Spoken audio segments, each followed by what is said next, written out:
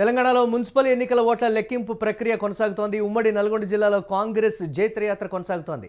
నందికొండ, హాలియా, చిట్యాల, చండూరు, నేరేడుచెర్ల, హుజూర్నగర్, దేవరకొండలో పాగా వేసింది కాంగ్రెస్. ఇక ఉమ్మడి మహబూబ్నగర్ జిల్లా కొల్లాపూర్, నాగర్ కర్నూల్, దేవరకద్రలో కాంగ్రెస్ పాగా వేసింది. మరోవైపు ఉమ్మడి ఖమ్మం జిల్లా మధిర, అశ్వారావుపేట, ఇల్లందులో కాంగ్రెస్ గెలిచింది. ఉమ్మడి కరీంనగర్ జిల్లా మంథరి, చొప్పదండిలో కాంగ్రెస్ పాగా వేసింది. ఇక ఉమ్మడి వరంగల్ జిల్లా డోర్నకల్, మరిపెడలో కాంగ్రెస్ విజయం సాధించింది. ఉమ్మడి నిజామాబాద్ జిల్లా ఎల్లారెడ్డి, బిచ్కుంద, బాన్సువాడను కాంగ్రెస్ కైవసం చేసుకుంది. సంగారెడ్డి జిల్లాలో గుమ్మడిదల, గడ్డిపోతారం మున్సిపాలిటీలు బీఆర్ఎస్ కైవసం చేసుకుంది. ఇబ్రహీంపట్నం, కే సముద్రంలో బీఆర్ఎస్ విజయం సాధించడం ఒకంత సంచలనంగా మారింది. నారాయణపేటలో పాగా వేసింది బీజేపీ కూడా ఖాతా తెరిచినటువంటి పరిస్థితి ఉంది. దీనిపై మరిన్ని అప్డేట్స్ మా కరెస్పాండెంట్ సతీష్ అందిస్తారు. సతీష్, కాంగ్రెస్ పార్టీలో ఉన్నటువంటి అంతర్గత కుమ్ములాటలు కానీ, మంత్రుల మీద ఉన్నటువంటి వ్యతిరేకత కానీ, నియోజకవర్గాల్లో ఉన్నటువంటి ఎమ్మెల్యేల మీద వ్యతిరేకత కానీ ఏది కూడా కాంగ్రెస్ పార్టీ గెలుపును ఆపలేకపోయింది. రేవంత్ రెడ్డి చేసినటువంటి కామెంట్, నేనే రాజు, నేనే మంత్రి, అన్నీ కూడా తానే అని చెప్పినటువంటి మాటకు సంబంధించి వస్తున్నటువంటి ఫలితాలు అనూహ్యమైనటువంటి ఫలితాల కింద కూడా చెప్తున్నటువంటి పరిస్థితి. ఒకానొక వర్గం కాంగ్రెస్ పార్టీ అనుకునేంత విధంగా ఆ స్థాయిలో గెలుపు రాదు అనేటువంటి మాట. అంటే కొద్దిసేపే అయింది ఓట్ల లెక్కింపు ప్రక్రియ కొనసాగుతుండబట్టి సాయంత్రానికి మొత్తం అంతా కూడా వెలువడేటువంటి పరిస్థితి ఉన్నప్పటికీ ఇప్పటి వరకు కాంగ్రెస్ పార్టీ లీడ్లో ఉన్నటువంటి సిచ్యువేషన్ మేజర్గా కాంగ్రెస్ పార్టీ గెలుపొందుతున్నటువంటి పరిస్థితి. అప్డేట్స్ ఏంటి? ఉమ్మడి జిల్లాల వారీగా ఏ విధంగా చూడాలంటారు దీన్ని? ముఖ్యంగా రిజల్ట్ అయితే కాంగ్రెస్కు అనుకూలంగా వెళ్తూ ఉంది. ప్రస్తుతం ఏదైతే 116 మున్సిపాలిటీలకు సంబంధించి 2581 వార్డులు ఉన్నాయి. ఆ వార్డులలో పెద్ద ఎత్తున కాంగ్రెస్ కూడా గెలుపొందే దిశగా వెళ్తూ ఉంది. ప్రస్తుతం ఏదైతే ఈ వార్డులకు సంబంధించి అలాగే మున్సిపల్ ఏదైతే కార్పొరేషన్కి సంబంధించి 7 ఉన్నాయో అవి కూడా దాంట్లో దాదాపు 414 వార్డులు ఉన్నాయి. సో ఇవన్నీ కూడా దాదాపు కాంగ్రెస్కి అనుకూలంగానే రిజల్ట్ వచ్చే అవకాశం ఉంది. దాదాపు ప్రస్తుతం కాంగ్రెస్ 200 పైచీలకు వార్డులతోటి మెజారిటీతో దూసుకెళ్తూ ఉంది. బీఆర్ఎస్ కూడా దాదాపు గట్టి పోటీ ఇచ్చే ప్రయత్నం అయితే చేస్తూ ఉంది. దాదాపు 120 వార్డులను కైవసం చేసుకునే పరిస్థితి ఉంది. ఇప్పటికీ బీజేపీ 26 వార్డులను కైవసం చేసుకునే పరిస్థితి ఉంది. మొత్తంగా కాంగ్రెస్కు ఏకపక్షంగా నిర్ణయం అనేది వెళ్తూ ఉంది. ముఖ్యంగా కాంగ్రెస్ అధిష్టానం ఉంది, ఇక్కడ కాంగ్రెస్ ప్రభుత్వం ఉంది కాబట్టి ప్రజలు కూడా అంటే డెవలప్మెంట్ కోసము డెవలప్మెంట్ జరగాలంటే కూడా మున్సిపాలిటీలైనా వార్డులైనా డెవలప్మెంట్ జరగాలంటే పెద్ద ఎత్తున మరి రూలింగ్ పార్టీకే ఓటేయాల్సిన అవసరం ఉంటుంది. కాబట్టి ఈ నేపథ్యంలోనే ఈ కుమ్ములాటలు అనేవి కూడా రాజకీయ పార్టీలు రాజకీయంగా ఎన్నికలు వచ్చినప్పుడు జరుగుతూ ఉంటాయి. ఏదైనా ఇది ఉంటే అప్పుడు చూపిస్తారు, కానీ ఓటు వేసేటప్పుడు ఎవరు అధికారంలో ఉంటే వాళ్ళకు పడేది ముఖ్యంగా ఇది ఉంటుంది. కాబట్టి సో ఆ దిశగానే ఓట్లన్నీ పడ్డట్టుగా తెలుస్తూ ఉంది.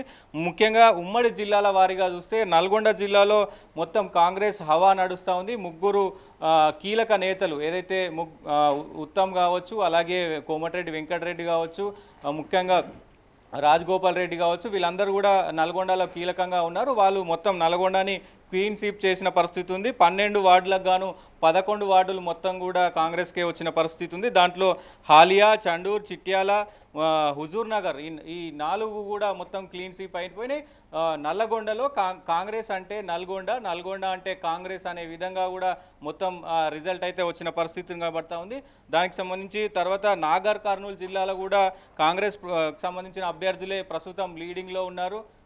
దాని తర్వాత నిజామాబాద్లో కూడా పెద్ద ఎత్తున కాంగ్రెస్ అలాగే బీఆర్ఎస్ మధ్య గట్టి పోటీ నడుస్తూ ఉంది. ప్రస్తుతం అయితే నిజామాబాద్కు సంబంధించినటువంటి కొద్దిగా రిజల్ట్ ఏదైతే ధర్మపురి అరవింద్ కావచ్చు, అలాగే కరీంనగర్కి సంబంధించి కూడా బీజేపీ వర్సెస్ కాంగ్రెస్ ఉంటుంది అని అందరూ అనుకున్నారు. రిజల్ట్ కూడా ఎగ్జిట్ పోల్స్ కూడా అదే తరుణంలో ముఖ్యంగా ఎగ్జిట్ పోల్స్ కూడా అంటే కరీంనగర్ అలాగే నిజామాబాద్లో ఒక చరిత్ర తిరగరాబోతుంది బీజేపీ అంటూ కూడా మరి ఎగ్జిట్ పోల్ చెప్పిన పరిస్థితి. కానీ ఎక్కడ రిజల్ట్లో మాత్రం ఆ దిశగా అడుగులు పడతలేవు. మరి కాంగ్రెస్ వర్సెస్ బీఆర్ఎస్గానే ప్రస్తుతం కొనసాగుతున్న పరిస్థితులు కనబడుతుంది. ఏదైతే ఆర్మూర్ కావచ్చు, భీమ్గల్ కావచ్చు, బోధన్ కావచ్చు ప్రస్తుతం అక్కడ ఓట్ల లెక్కింపు అనేది కొద్దిగా స్లోగా నడుస్తుందని తెలుస్తూ ఉంది. దాని తర్వాత సిద్దిపేటకు సంబంధించి సిద్దిపేట చేర్యాలలో కాంగ్రెస్ 5, బీఆర్ఎస్ 5, మొత్తం 12 సీట్లు ఉండగా ఈ 5 సీట్లు అయితే గెలుచుకున్నాయి. దుబ్బాకకు సంబంధించి బీఆర్ఎస్ లీడ్లో ఉంది.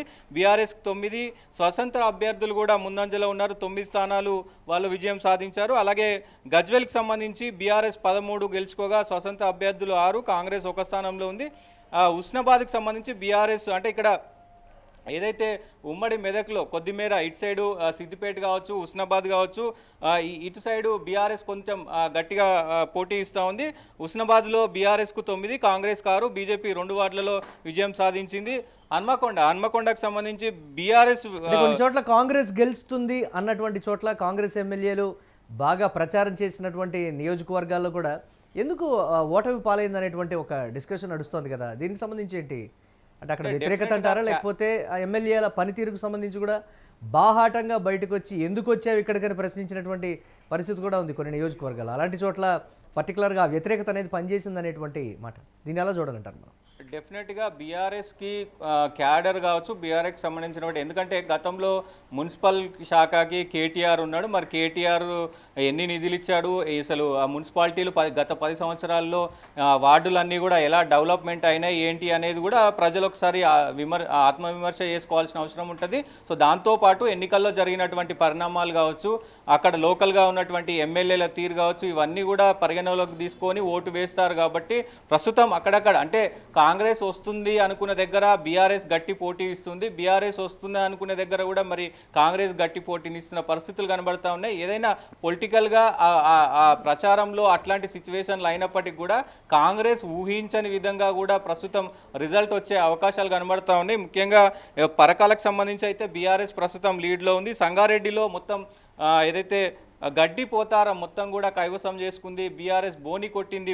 మొత్తం ఏదైతే 14 వార్డులలో 18 వార్డులలో 14 వార్డులు కూడా మొత్తం బీఆర్ఎస్కే వచ్చినాయి. ఇక్కడ పెద్ద ఎత్తున మరి సంగారెడ్డిలో ఏదైతే జగ్గారెడ్డి ఇష్యూ కావచ్చు, జగ్గారెడ్డికి సంబంధించిన మొత్తం కూడా వ్యవహారం నిన్నంతా చూసినాం మనం. మరి ఆయనకి ఎన్నికల సమయానికి ముందే ప్రెస్ మీట్ పెట్టి కూడా చెప్పారు కదా, అసెంబ్లీ ఎన్నికల సమయంలో పనిగట్టుకొని నన్ను ఓడించినటువంటి పరిస్థితి ఉంది. ఇప్పుడు రాబోయే మున్సిపల్ ఎన్నికలకు సంబంధించి కూడా నన్ను ఓడించడానికి, నా వర్గాన్ని ఓడించడానికి తీవ్రమైనటువంటి కసరత్తు ఇక్కడ జరుగుతోంది, దాన్ని కూడా నేను చూసుకుంటా అనేటువంటి ఒక మాట చెప్పారు. వాగ్వాదాలు కావచ్చు, లేకపోతే అధికారులతో ఆయన మాట్లాడినటువంటి మాటలు కావచ్చు, ఇవన్నీ కూడా అక్కడ పని చేయలేదు అనేటువంటి మాట. అంటే ప్రజలు ఓటు వేయాలి, నాయకులు ఎవరు మోసం చేసినా కానీ ప్రజలు కూడా మోసం చేస్తూనే ఉన్నారని ఆయన బాహటంగానే చెప్పినటువంటి పరిస్థితి ఉంది. అదే నిజమైనటువంటి సిచ్యువేషన్ కదా సంగారెడ్డిలో పర్టికులర్గా.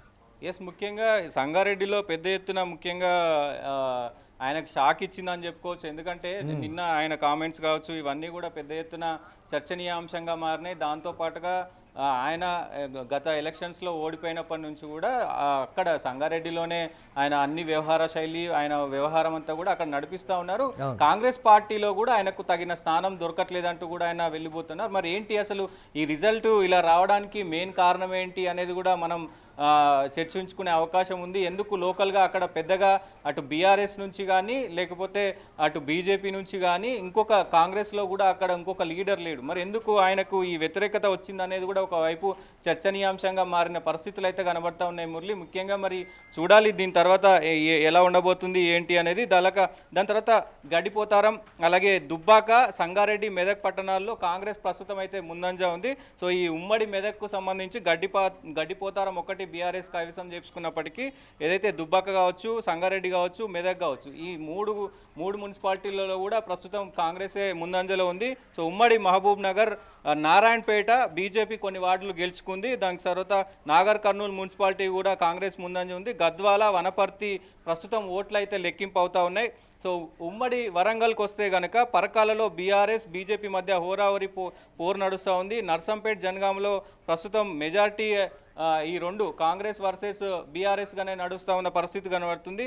ఉమ్మడి నిజామాబాద్ ఒకవైపు పెద్ద ఎత్తున మరి నిజామాబాద్లో ఆశించిన స్థాయిలో ఓటింగ్ జరగలేదు, బీజేపీ సైడ్ రాలేదు అనేది స్పష్టంగా కనబడుతుంది. మరి ఏం జరుగుతుందో చూడాల్సిన అవసరం అయితే ఉంటుంది. ముఖ్యంగా కాదు సతీష్, కనీస పోటీ కూడా కొన్ని నియోజకవర్గాల్లో ఇవ్వలేదు అనేటువంటి మాట. అంటే రాష్ట్ర నాయకత్వం ఇటు కాంగ్రెస్ బీఆర్ఎస్ పోటీ చేసినంత అంటే ప్రచారం చేసినటువంటి స్థాయిలో భారతీయ జనతా పార్టీ నుంచి కీలక నాయకులు నేతలు ఎవరు కూడా ఆ స్థాయిలో దీన్ని సీరియస్గా తీసుకోలేదనేటువంటి మాట. ఎక్సెప్ట్ కరీంనగర్ అలాగే నిజామాబాద్ మినహాయించి మిగతా అన్ని చోట్ల అంత ఎఫెక్టివ్గా పనిచేసినటువంటి సందర్భాలు లేవనేది కూడా కేడరే చెప్తున్నటువంటి సిచ్యువేషన్ ఉంది కదా.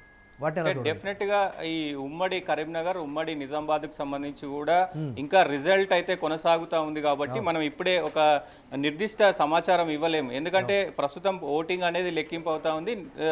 ఎక్స్పెక్టేషన్స్ కూడా ఇక్కడ బీజేపీ కరీంనగర్ కానీ నిజామాబాద్ కానీ బీజేపీకి చాలా ఎక్స్పెక్టేషన్స్ ఉన్నాయి. మరి చూద్దాం ఏం జరుగుతుంది ఏంటి. ఇటు ఉమ్మడి రంగారెడ్డి జిల్లాకి కనుక వస్తే ఇబ్రహీంపట్నం తుర్కయాంజల్ పరిధిలో బీఆర్ఎస్ అయితే ముందంజలో ఉంది. దాని తర్వాత కాంగ్రెస్ వస్తూ ఉంది. ఉమ్మడి ఖమ్మంకు సంబంధించి కొత్తగూడెం పాల్వంచ కాంగ్రెస్ కైవసం చేసుకుంది.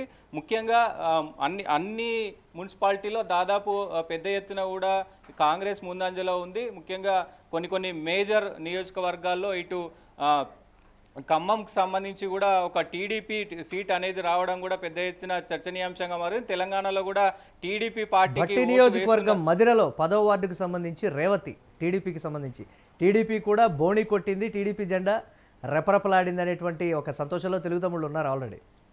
డెఫినెట్గా, ఎందుకంటే ఈ విజయం మరి టీడీపీకి కూడా మళ్ళీ తెలంగాణలోకి రావడానికి కూడా ఒక శుభసూచకం అని చెప్పుకోవచ్చు. ఎందుకంటే తెలంగాణలోకి మళ్ళీ ఇప్పటికే కూటమియా లేకపోతే జనసేన పోటీ చేస్తూ ఉంది. జనసేన కూడా అక్కడక్కడ బోని కొట్టిన పరిస్థితులు కనబడుతున్నాయి. దాంతో పాటుగా ఏదైతే ఈ టీడీపీ కూడా మరి రాబోతుంది. అట్లాగే బీజేపీ ఇక్కడ పెద్ద ఎత్తున 3వ స్థానంలో ఉంది. కాబట్టి మరి ఏంటి 2029లో ఇప్పుడు ఈ గెలిచిన వార్డులను బట్టే మరి 2029లో పోటీ చేస్తారా ఏంటి అనేది కూడా చూడాల్సిన మొత్తం ట్రెండ్ అర్థం అవ్వాలంటే ఇంకెంత సమయం పట్టేటువంటి ఛాన్స్ ఉంది సతీష్? సాయంత్రం దాదాపు చిన్న వార్డులకు సంబంధించి దాదాపు ఒక 3 లేదా 4 రౌండ్లలోనే ఈ విజయాలన్నీ కూడా వచ్చే అవకాశం ఉంది. దాదాపు 1-2 గంటల వరకు ఒక 70% మేర రిజల్ట్ వచ్చే అవకాశం ఉంది.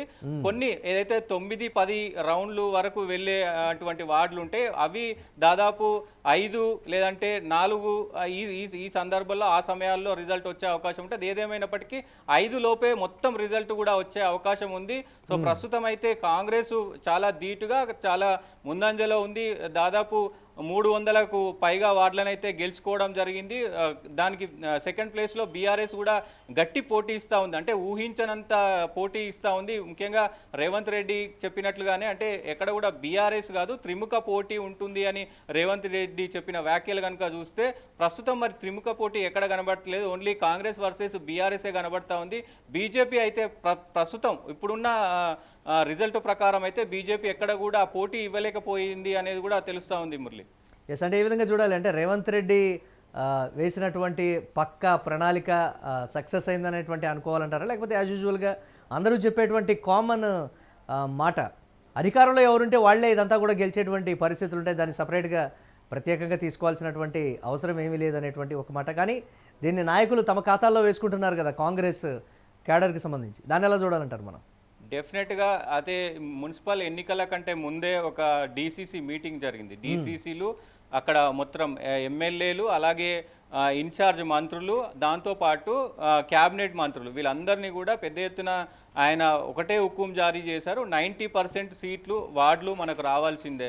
సో రాకపోతే రిజల్ట్ ఏంటి అనేది మీకు నేను దిశానిర్దేశం చేస్తూ ఉన్నాను. ఒకవేళ రిజల్ట్ కనుక ఆపోజిట్ వస్తే మీ పదవులకైనా మీరు ఆశించినంత స్థాయిలో మీకు పర్ఫార్మెన్స్ ఉండదు, మీకు గడ్డు కాలం ఏర్పడుతుంది అని ఇప్పటికే హుకుం జారీ చేశారు. ముఖ్యంగా ఈ డీసీసీలకు సంబంధించి కూడా మురళి పెద్ద ఎత్తున ఎవరైతే చురుకుగా పనిచేస్తున్నారో ఎవరైతే కాంగ్రెస్ పార్టీని ముందుండి నడిపిస్తున్నారో వాళ్ళకి కీలక పదవులు ఇచ్చిన పరిస్థితి కనబడుతోంది. కీలక నిర్ణయం కూడా అంటే ఎవరికి ఆ వార్డులో టికెట్ ఇవ్వాలి ఏంత అనేది కూడా అక్కడ ఇన్ఛార్జి మంత్రులు అలాగే డీసీసీ అక్కడ లోకల్గా ఉన్నటువంటి వాళ్ళకే ఇచ్చారు. కానీ అధిష్టానానికి దీంట్లో పెద్దగా ఇది లేదు. సో ముఖ్యంగా ఆయన ఏది అనుకున్నారో అదే దిశగా వెళ్తూ ఉన్నారు. క్యాల్కులేషన్ కూడా కరెక్టే అవుతా ఉంది. ఎందుకంటే ఆయన ఒక ప్లాన్ ప్రకారంగానే డీసీసీలు ముఖ్యంగా ఇన్ఛార్జులు మొత్తం అంటే ఆయన ఏది అనుకున్నారో ఆ రకంగానే ఉమ్మడి జిల్లాలకు కావచ్చు అలాగే మొత్తం ఈ 17 కాన్స్టిట్యున్సీలకు సంబంధించి ఎంపీ సిగ్మెంట్లో ఇచ్చినారు. ఈ మొత్తం ఇన్ఛార్జి కూడా 17 సిగ్మెంట్లో ఇచ్చారు. వాళ్ళకు కూడా దిశానిర్దేశం చేశారు. మీ పర్ఫార్మెన్స్ బాగుంటే మీకు మంచి పదవులు వస్తాయి, మీ పర్ఫార్మెన్స్ కూడా బాగలేకపోతే ఉన్న పదవులు కూడా పోతాయంటూ కూడా దిశానిర్దేశం చేశారు. దాంట్లో భాగంగా రిజల్ట్ కూడా పాజిటివ్ అయితే వస్తుంది Murali. Right, thanks for updates Satish. ఇక తెలంగాణలో మున్సిపల్ ఎన్నికల ఓట్ల లెక్కింపు ప్రక్రియ అయితే కొనసాగుతోంది. ఉమ్మడి నల్గొండ జిల్లాలో కాంగ్రెస్ జైత్రయాత్ర కొనసాగుతోంది. నందికొండ, అలాగే హాలియా, చిట్యాల, చండూరు, నేరేడుచర్ల, హుజూర్ నగర్, దేవరకొండలో పాగా వేసింది కాంగ్రెస్. మరోవైపు ఉమ్మడి మహబూబ్ నగర్ జిల్లా కొల్లాపూర్, నాగర్ కర్నూలు, దేవరకద్రలో కూడా కాంగ్రెస్ పార్టీ పాగా వేసింది. దాదాపుగా అన్ని ఉమ్మడి జిల్లాల్లో కూడా కాంగ్రెస్ పార్టీ దూసుకుపోతున్నటువంటి పరిస్థితి. ఉమ్మడి ఖమ్మం జిల్లా మధిర, అశ్వారావుపేట, ఇల్లందులో కాంగ్రెస్ గెలుపు కన్ఫర్మ్ అయింది. ఉమ్మడి కరీంనగర్ జిల్లా మంథని, చొప్పదండిలో కాంగ్రెస్ పాగా వేసింది. ఉమ్మడి వరంగల్ జిల్లా డోర్నకల్, మరిపెడలో కాంగ్రెస్ విజయం సాధించింది. ఉమ్మడి నిజామాబాద్ జిల్లా ఎల్లారెడ్డి, బిచ్కుంద, బాన్సువాడ కాంగ్రెస్ కైవసం చేసుకున్నట్లుగా తెలుస్తోంది. సంగారెడ్డి జిల్లాలో గుమ్మడిదల, గడ్డిపోతారం మున్సిపాలిటీని బీఆర్ఎస్ కైవసం చేసుకుంది. ఇక ఇబ్రహీంపట్నం, కే సముద్రంలో బీఆర్ఎస్ విజయం సాధించింది. నారాయణపేటలో కూడా భారతీయ జనతా పార్టీ పాగా వేసింది. బోణి కొట్టిందనే చెప్పాలి భారతీయ జనతా పార్టీ. చూడాలి ఇక సాయంత్రం 5 గంటల వరకు పూర్తి స్థాయిలో కూడా అన్ని చోట్ల నుంచి కూడా రిజల్ట్స్ వచ్చేటువంటి అవకాశం ఉంది. కానీ కాంగ్రెస్ పార్టీ నాయకులు సంబరాలు స్టార్ట్ చేశారు. ఈ నేపథ్యంలో గెలుపు మాదే, అన్నింటినీ మేమే ఏకఛత్రాధిపత్యంతో ఏలుతున్నామనేటువంటి భావనలో ఉన్నటువంటి పరిస్థితి. సంబరాలు అయితే కాంగ్రెస్ పార్టీలో మొదలైనటువంటి బ్రేకింగ్ న్యూస్ చూస్తున్నాం.